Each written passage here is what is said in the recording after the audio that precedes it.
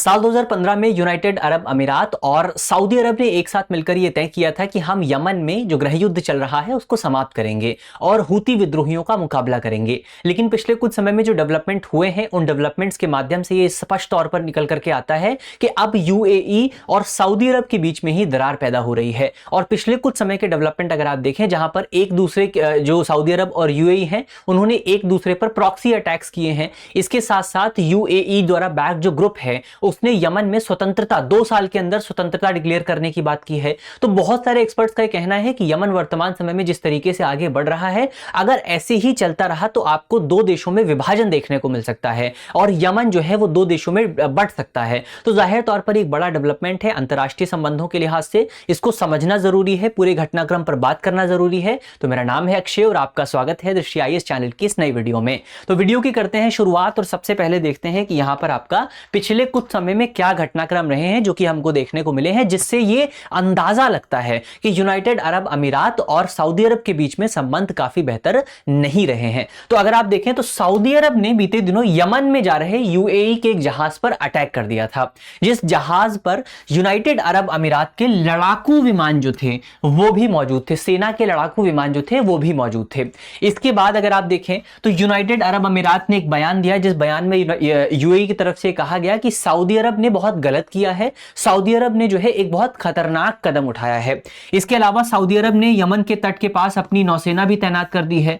इसके अलावा अगर आप देखें तो सऊदी अरब द्वारा बैक जो ग्रुप है एसटीसी, इस ग्रुप में बेसिकली यहां पर घोषणा की है कि 2 साल के अंदर हम जो है यमन में एक अलग देश बना देंगे, हम यमन में एक नया देश बनाएंगे। और इन्होंने क्या कहा है, इन्होंने बेसिकली वहां पर जनमत संग्रह कराने की बात की है, प्लेबिसाइट कराने की बात की है। तो ये कुछ डेवलपमेंट पिछले कुछ समय में आपको यमन में देखने को मिले हैं, जिन डेवलपमेंट्स के आधार पर आप ये अनुमान लगा सकते हैं कि यमन एक ऐसी दिशा में बढ़ रहा है, एक ऐसे डायरेक्शन में आगे बढ़ रहा है जहां पर केवल जो विभाजन है वही कई एक्सपर्ट्स को नजर आ रहा है। तो ये एक इंपॉर्टेंट पॉइंट हमने यहां पर देखा, कुछ जरूरी बातें देखी। अब आगे बढ़ने से पहले एक इंपॉर्टेंट सूचना है आपके लिए। सूचना यह है कि हम आपके लिए एक नया कोर्स लेकर के आए हैं जिसका नाम है studio GS foundation live online course. तो ये जो कोर्स है, जैसा कि नाम से ही स्पष्ट है, जीएस फाउंडेशन कोर्स है। फाउंडेशन कोर्स क्या होता है? जहां पर आपकी नींव को मजबूत किया जाता है। तो आपकी चाहे प्रीलिम्स की तैयारी हो चाहे मेंस की तैयारी हो, और इन दोनों में जितने भी सब्जेक्ट्स हैं सबको यहां पर बहुत डिटेल तरीके से कवर किया जाएगा।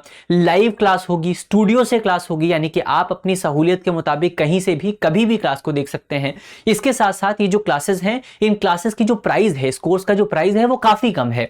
मात्र 24,999 रुपए में ये पूरा कोर्स जो है वो आपको मिल जाएगा। इसमें भी अगर आप एक कोड लगाते हैं, अगर आप मेरा नाम जानते हैं, अगर आप मेरे नाम का कोड यहां पर लगाएंगे तो आपको और ज्यादा डिस्काउंट जो है, और ज्यादा डिस्काउंट और ज्यादा छूट जो है वो इस पूरे कोर्स पर आपको मिल जाएगी।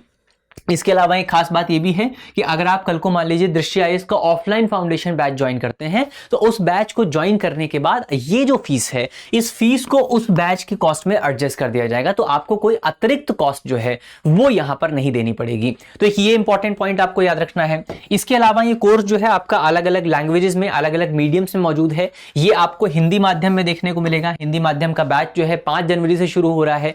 ये आपको इंग्लिश मीडियम में देखने को मिलेगा जिसका बैच 6 जनवरी से शुरू हो रहा है। ये आपको इंग्लिश मीडियम में देखने को मिलेगा जिसका बैच 7 जनवरी से शुरू हो रहा है। तो अगर आप इसमें से किसी भी बैच को ज्वाइन करना चाहते हैं तो आप हमारे नंबर पर संपर्क कर सकते हैं। नंबर नोट करके रखिए 8750187501। और इसके अलावा आप हमारी वेबसाइट को भी विजिट कर सकते हैं। हमारी वेबसाइट पर जब आप जाएंगे तो वहां पर आपको ये पूरा कोर्स मिलेगा जिसमें आप कोड लगा सकते हैं। नंबर पे भी आप कॉल करें तो वहां पे भी कोड आप बता दीजिएगा, आपको डिस्काउंट मिल जाएगा। चलिए आगे बढ़ते हैं और सबसे पहले देखते हैं कि यमन में गृह युद्ध कैसे शुरू हुआ, यमन में जो सिविल वॉर हुआ उसकी शुरुआत कैसे होती है। तो यमन का सिविल वॉर जो है वो आपका 2014 में शुरू होता है, जब वहां पर ईरान द्वारा समर्थित एक ग्रुप है जिसका नाम है हूती विद्रोही। तो हूती आंदोलन की शुरुआत होती है 2014 में। यमन में हूती आंदोलन की शुरुआत होती है जिसको समर्थन दिया जाता है ईरान की तरफ से, और ये जो है यमन के उत्तरी हिस्से में कब्जा कर लेते हैं। और उत्तरी हिस्से में कब्जा करने के साथ साथ यमन की जो राजधानी है सना, वहां पर भी हूती विद्रोहियों का कब्जा हो जाता है। अब ऐसे में जाहिर तौर पर जब ईरान इतना ज्यादा बढ़ रहा था तो मुस्लिम जगत और जो अरब जगत है वहां की जो दूसरी कंट्रीज थी उनको इंटरवीन करना पड़ा, उनको हस्तक्षेप करना था। तो इसमें दो देश आगे निकल करके आते हैं, एक देश है आपका सऊदी अरब और दूसरा देश है आपका ईरान। सऊदी अरब और ईरान जो है 2015 में गठबंधन करते हैं और ये ऑब्जेक्टिव तय करते हैं, ये तय करते हैं कि बेसिकली वो जो है हूती विद्रोहियों को समाप्त करेंगे और ईरान का जो इन्फ्लुएंस यमन पर बढ़ रहा है उस इन्फ्लुएंस को समाप्त किया जाएगा। इस इन्फ्लुएंस को समाप्त करने के लिए वो जो है स्थानीय सरकार और वहां के जो लोकल मिलिशिया थे उसको समर्थन प्रदान करना शुरू कर देते हैं। तो ये एक जैसे गृह युद्ध शुरू कैसे हुआ उसकी एक शुरुआत हमने देखी। अब सवाल ये उठता है कि आपका जो यमन है, यमन में कौन कौन से गुट आपको देखने को मिलेंगे, यमन में कौन कौन से ग्रुप आपको देखने को मिलेंगे। तो यमन में जो सबसे आप कह सकते हैं सबसे पावरफुल ग्रुप जो रहा है हिस्टोरिकली वो रहा है आपका हूती विद्रोही। हूती विद्रोही मुख्य तौर पर यमन के उत्तर पश्चिमी हिस्से को कवर करते हैं जहां पर आप कह सकते हैं कि ये इस्लामिक शिया आंदोलन है। क्या है? शिया कम्युनिटी का एक ग्रुप है और ये ईरान द्वारा समर्थित है लेकिन वर्तमान समय में काफी ज्यादा कमजोर है। खासतौर पर इजराइल और हमास के बीच में जो वॉर शुरू हुआ था उसमें ईरान की तरफ से हूती विद्रोहियों को भी इस्तेमाल किया गया। उससे पहले रेड सी क्राइसिस आपको देखने को मिली थी। तो अमेरिका लगातार इन पर काफी अटैक करता रहता है। 2022 के बाद से इन्होंने de facto cease fire declare कर दिया है। तो अभी ये वर्तमान समय में काफी ज्यादा कमजोर हैं, लेकिन इसके बावजूद भी इनको ईरान के एक्सिस ऑफ रेजिस्टेंस का हिस्सा माना जाता है। एक्सिस ऑफ रेजिस्टेंस क्या है?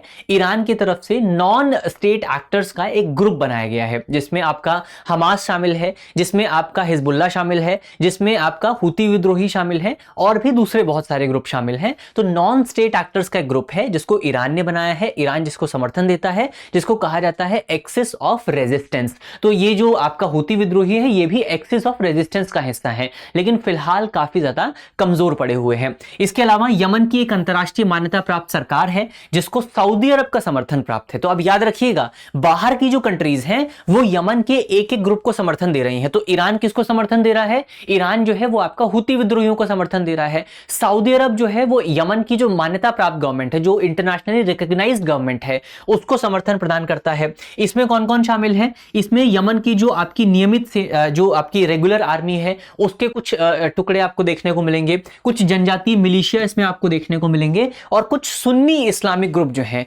वो इसमें आपको देखने को मिलेंगे। अब याद रखिएगा शिया सुन्नी की लड़ाई केवल भारत में नहीं है बल्कि आपको दुनिया, भारत में तो बहुत कम है, भारत में तो ना के बराबर है, दुनिया में आपको ज्यादा बड़े लेवल पर देखने को मिलेगी। और यहां पर क्या है? ये जो आपका हूती विद्रोही है ये क्या है? ये शिया ग्रुप है। तो यहां पर सरकार के साथ कौन है? सुन्नी ग्रुप आपको देखने को मिलेगा। इसके अलावा एक ग्रुप है आपका एसटीसी। एसटीसी की फुल फॉर्म है सदर्न ट्रांजिशनल काउंसिल।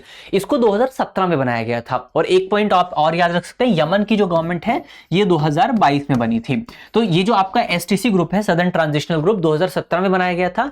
इसको यूनाइटेड अरब अमीरात समर्थन प्रदान करता है। यूएई जो है वो इसको समर्थन प्रदान करता है। और ये जो एसटीसी है इसका प्राइमरी ऑब्जेक्टिव है कि यमन का जो सदर्न हिस्सा है, सदर्न हिस्से को बेसिकली एक अलग देश बनाया जाए। तो वही हमने बात की थी कि यही वो ग्रुप है जिसने बेसिकली आपका यमन में एक अलग देश बनाने का जो 2 साल का प्रपोजल है वो यहां पर प्रदान किया है। तो इसको समर्थन कौन देता है? यूनाइटेड अरब अमीरात जो है वो इसको समर्थन प्रदान करता है। तो ये हमने देखा यमन में कौन कौन से ग्रुप आपको देखने को मिलेंगे। अब एक बार यमन के मैप को अगर आप देख लें, यमन ये बेसिकली यहां पर आपको यमन देखने को मिलेगा। यमन, इधर आपका ओमान मौजूद है, इधर आपको सऊदी अरब देखने को मिलेगा। यहां पर अगर आप देखें तो रेड सी आपको देखने को मिलेगा, यहां पर बाब अल मंडेब आपको देखने को मिलेगा, इधर गल्फ ऑफ ईडन मौजूद है, ये आपका सोमालिया यहां पर मौजूद है। तो ये पूरी ज्योग्राफी यहां पर आपको यमन की याद रखनी है। इसके अलावा इधर अगर आप देखें तो ये जो है आपका जिबूती यहां पर देखने को मिलेगा, ये इरिट्रिया आपको देखने को मिलेगा। ये कंट्रीज आपका इतनी पॉलिटिक्स में शामिल नहीं है। यमन की मुख्य तौर पर यमन की पॉलिटिक्स इधर से कंट्रोल होती है, वो आपका जो अरब जगत है वहां से कंट्रोल होती है। तो ये हमने यमन की राजनीति देखी, यमन की ज्योग्राफी देखी। अब यमन में कौन लोग कौन सा हिस्सा कंट्रोल कर रहे हैं थोड़ा सा उसको भी एक बार अगर आप देखें तो ये वाला जो हिस्सा आपको देखने को मिलेगा रेड कलर में जो हिस्सा है, ये हिस्सा बेसिकली आपका हूती विद्रोहियों की तरफ से कंट्रोल किया जाता है। कौन कंट्रोल करता है? ये हिस्सा हूती विद्रोही कंट्रोल करते हैं। इसके अलावा ये वाला जो हिस्सा यहां पर आपको देखने को मिलेगा, ये जो हिस्सा है थोड़ा सा, ये यमन की गवर्नमेंट कंट्रोल करती है। यहीं पर ये जो जो आपका ये वाला हिस्सा है, यहां पर यमन की राजधानी सना मौजूद है। तो यमन की राजधानी सना को कौन कंट्रोल करता है? हुती विद्रोही कंट्रोल करते हैं। इसके अलावा ये वाला जो पूरा हिस्सा है आपका, ये पूरा हिस्सा एसटीसी कंट्रोल करता है। एसटीसी यानी कि सदर्न ट्रांजिशनल ग्रुप कंट्रोल करता है। हालांकि इसमें भी इनका जो मुख्य जो कंट्रोल है वो यहां पर है, और इधर जो कंट्रोल है वो आपका अलकायदा। यहां पे और भी छोटे छोटे ग्रुप्स मौजूद हैं जो कि इधर पूरे हिस्से में डिवाइड आपको मिलेंगे। इधर जो है आपका अलकायदा का कंट्रोल भी देखने को मिलता है। तो यमन पर अलग अलग ग्रुप्स का कंट्रोल जो है वो वर्तमान समय में मौजूद है। और सऊदी अरब की जो पॉलिटिक्स यहां पे ड्रिवन हो रही है, कि सऊदी अरब और यूनाइटेड अरब अमीरात की जो पॉलिटिक्स यहां पर देखने को मिलेगी, वो पॉलिटिक्स भी इस ज्योग्राफी से ही ड्राइव होती है। उसको अभी हम समझेंगे कि वो पॉलिटिक्स इस ज्योग्राफी से कैसे ड्राइव होती है। तो सऊदी अरब और यूनाइटेड अरब अमीरात के बीच में लड़ाई हुई कैसे, कि टकराव हुआ कैसे, उसको थोड़ा सा हमको समझना पड़ेगा। तो टकराव अगर आप देखें 2015 में हमने देखा कि दोनों देशों ने मिलकर के समझौता किया कि हम मिलकर के हुती विद्रोहियों का सामना करेंगे, हम मिलकर के ईरान का जो इन्फ्लुएंस बढ़ रहा है उस इन्फ्लुएंस को कंट्रोल करने की कोशिश करेंगे। लेकिन अगर आप देखें तो धीरे धीरे इनके जो राजनीतिक लक्ष्य थे, इनके जो पॉलिटिकल ऑब्जेक्टिव्स थे वो अलग अलग थे, जिसकी वजह से इनके बीच में आपको दरार देखने को मिलती है। पॉलिटिकल ऑब्जेक्टिव कैसे अलग हैं उसको थोड़ा सा अगर आप समझने की कोशिश करें तो यहां पर आप अगर इसको थोड़ा पिछले मैप से देखने की कोशिश करते हैं तो यहां पर अगर आप देखें, ये आपका जो मैप है, इस मैप के माध्यम से हम इसको समझ सकते हैं। ये आपका यमन है। यमन में इसके ऊपर अगर आप देखें यहां पर सऊदी अरब मौजूद है, यानी कि यमन और सऊदी अरब जो है वो आपस में सीमा साझा करते हैं।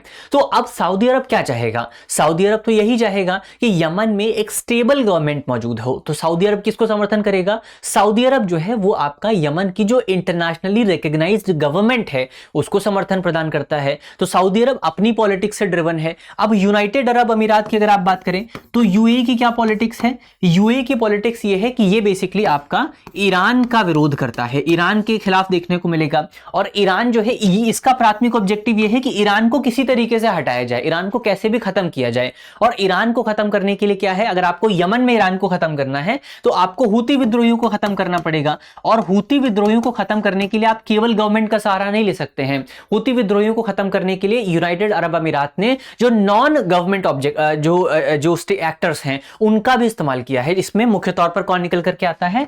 एसटीसी। तो इसीलिए आप देखेंगे कि दोनों के, सऊदी अरब और यूनाइटेड अरब अमीरात जो हैं, इनके पॉलिटिकल ऑब्जेक्टिव्स अलग अलग हैं। हमने देखा कि यूएई जो है वो दक्षिण में अलगाववादियों का समर्थन करता है, जो सेपरेटिस्ट हैं उनका समर्थन करता है, क्योंकि अगर सेपरेशन होगा तो ईरान, तो हुती विद्रोही कमजोर होंगे, और हुती विद्रोही कमजोर होंगे तो ईरान कमजोर होगा। तो यूनाइटेड अरब अमीरात की पॉलिटिक्स वहां से ड्रिवन हो रही है। और सऊदी अरब ये चाहता है कि वहां पर एक स्टेबल गवर्नमेंट स्थापित हो, एक स्टेबल सरकार स्थापित हो। तो सऊदी अरब की पॉलिटिक्स वहां से ड्राइव हो रही है। और दोनों ने जब 2015 में दोनों ने ये तो समझौता किया था कि हम हुती विद्रोहियों को खत्म करेंगे, लेकिन दोनों के बीच में इस बात को लेकर के एग्रीमेंट नहीं हो पाया था कि कौन किसको समर्थन करेगा। तो शुरुआत से ही अगर आप देखें तो सऊदी अरब जो है वो एक स्टेबल गवर्नमेंट को समर्थन करता रहा है, और यूनाइटेड अरब अमीरात जो है वो सेपरेटिस्ट एलिमेंट को समर्थन करता रहा है। और जब हुती विद्रोही कमजोर हो गए हैं तो अब इन्हीं दोनों के बीच में लड़ाई जो है वो शुरू हो चुकी है। तो ये एक पॉलिटिक्स की हिस्ट्री, ये एक आपका पॉलिटिकल टकराव जो है